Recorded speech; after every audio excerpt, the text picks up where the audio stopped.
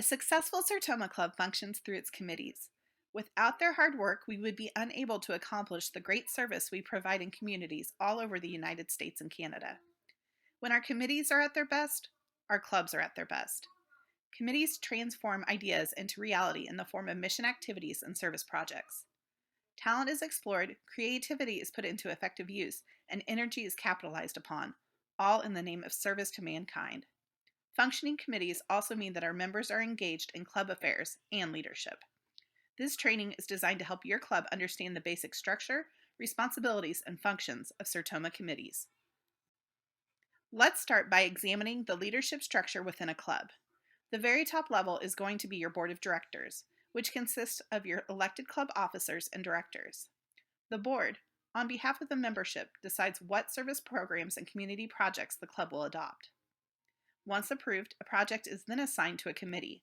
This can be a standing committee or a special committee. A standing committee is one that recurs each year and is usually mandated through the bylaws. A special committee is usually charged with something like a temporary program or one-time project. Each committee will have an appointed leader in the form of a chairperson, with volunteer members filling out the rest of the seats.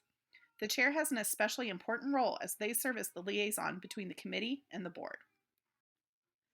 A strong foundational structure is important if a committee is going to be prosperous. It helps define authority within and among committees. It is this organized balance of responsibility that keeps club business running efficiently, after all. After more than a century of service, Sertoma clubs have found that the most effective and successful approach to committee management occurs when a club's vice presidents are tapped to chair the three major committees: membership, programs, and mission activities. In addition, the club president also typically assigns committee responsibilities to each member of the board of directors. This arrangement makes it possible for every committee to have a close working relationship with the board of directors. When it comes to putting together a committee, there are a few factors that go into determining its size. Of course, the requirements of the assignment is the key factor. To make its work possible and worthwhile, it is critical that leadership does not under or overstaff the committee. However, that's not all that goes into putting together a strong committee program. Let's look at the 3 questions on the screen one by one.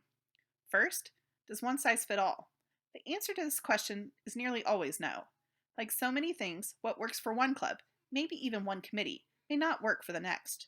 That is why we need to look at each committee on a case-by-case basis to assess its needs, resources, and charges. Of course, this kind of consideration may not always be open to interpretation. That brings us to our next question. What does your bylaws say? Many of the size requirements for your standing committees, like membership, will be outlined here. It can also illustrate things like how your chair will be chosen or what its primary charge shall be. And finally, can one committee do it all? In general, club size will help to determine the number and size of committees. However, some larger projects, such as membership efforts or major fundraising events, may require additional support in the form of subcommittees or task forces. These smaller working groups should have very specific objectives and tasks assigned to them. The responsibility of committees vary greatly depending on their charges, but they all have 2 basic functions in common. First, it is committees that accomplish the objectives related to projects approved by the board. That is why it's so critical that club leadership understand basic procedures and committee roles. A committee's other major responsibility is reporting. Committees should routinely update the board in person and in writing about its progress. Special reports may also be made periodically to the membership at a club meeting or in the club's newsletter. So now that we've considered what a committee is supposed to do and the people that will help do it, we must take into account one of the tools that will enable them to do their work: the budget.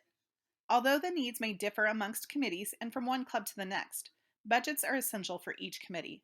Otherwise, how will they do what they need to do? In putting together their budget, each committee should carefully consider its needs and make a recommendation to the board. For example, the membership committee might want to budget for complimentary meals for potential members or to put together a special membership drive. The program committee, on the other hand, might need to build in comp registration fees or AV needs into its budget request.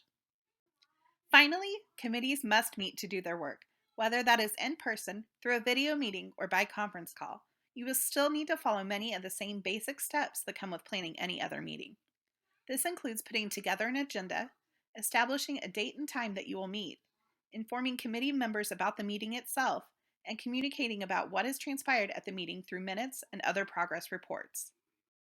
When putting together a meeting and throughout its duration, it is important to remember that the committee's primary objective drives everything that you do. That starts with presenting the committee's charge at its very first meeting so that everyone serving understands what they are there to do and the timeline they are expected to do it in. It will also help the chair quickly understand if the committee needs any clarification from leadership about its expectations. It is important that the committee review this objective regularly. There must be continuity at all times. Upon calling a meeting to order, the chairperson should state clearly what must be accomplished at the meeting. It's all circular and informs each other. And finally, as previously mentioned, it's important to maintain a complete written record of committee proceedings. Not only does it notify the board, it can also help keep the committee on track by reviewing briefly the actions of the previous session. With recurring events and committee charges, these records will be helpful to subsequent chairs as well, as they give a history of what has proven to be successful and what hasn't worked in the past. This concludes today's training. We hope that this advice will help increase member participation and contribute to the overall effectiveness of your club and the community it serves. You can find additional resources and trainings for committees in Sertoma's Member Center at members.sertoma.org. You can also join the conversation with your fellow Sertomans in the Members Corner at the link on your screen.